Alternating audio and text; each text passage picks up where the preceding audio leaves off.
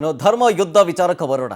ಇಡೀ ರಾಜ್ಯಾದ್ಯಂತ ಧರ್ಮಸ್ಥಳದ ಮೇಲೆ ಆಗುತ್ತಿರುವ ಅಪಪ್ರಚಾರದ ಬಗ್ಗೆ ಆಕ್ರೋಶ ಹೊರಹಾಕಲಾಗ್ತಾ ಇದೆ. ಮತ್ತೊಂದು ಕಡೆ ಬಿಜೆಪಿ ನಿಯೋಗ ಕೂಡ ಧರ್ಮಸ್ಥಳ ಚಲೋವನ್ನು ಹಮ್ಮಿಕೊಳ್ಳಲಾಗಿತ್ತು. ಈ ಬೆನ್ನಲ್ಲೇ ಈಗ ಚಿತ್ರದುರ್ಗದಲ್ಲಿ ವಿರೋಧ ಪಕ್ಷದ ನಾಯಕ ಆರ್ ಅಶೋಕ್ ರಿಯಾಕ್ಷನ್ ಕೊಡ್ತಾ ಇದ್ದಾರೆ.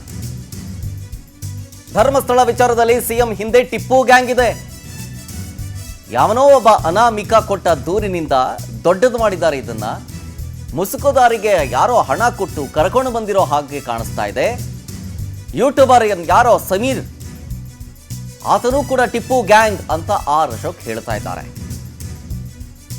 ರಾಜ್ಯ ಸರ್ಕಾರಕ್ಕೆ ಧರ್ಮದ ಬಗ್ಗೆ ಕಾಳಜಿ ಇದ್ರೆ ಎನ್ಐಎಗೆ ಕೊಡಬೇಕು.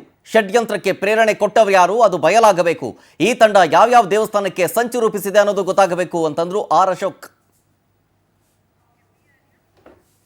ಟಿಪ್ಪು ಗ್ಯಾಂಗ್ ಸಿದ್ದರಾಮಯ್ಯನವರ ಹಿಂದೆ ಒಂದು ರೀತಿ ಈ ಟಿಪ್ಪು ಗ್ಯಾಂಗ್, ಈ ಟಿಪ್ಪು ಜಯಂತಿ ಮಾಡಿದ್ರಲ್ಲ ಆ ತರದ ಒಂದು ಗ್ಯಾಂಗ್ ಒತ್ತಡ ಮಾಡಿ ಯಾವನೋ ಅನಾಮಿಕ ಕಂಪ್ಲೇಂಟ್ ಕೊಟ್ಟಿದ್ದನ್ನ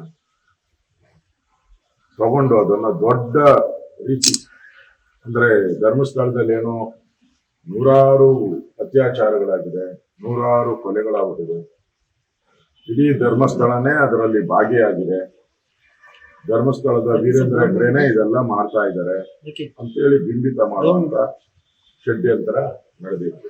ಈ ಟಿಪ್ಪು ಗ್ಯಾಂಗ್ ಏನಿದೆ ಅವರು, ಯಾಕಂದ್ರೆ ಅವನು ಬಹಳ ಸೋಷಿಯಲ್ ಮೀಡಿಯಾದಲ್ಲಿ ಮಾಡ್ತಾ ಇರೋ ಯಾರೋ ಅವನು ಸಮೀರ್, ಅವನು ಟಿಪ್ಪು ಗ್ಯಾಂಗ್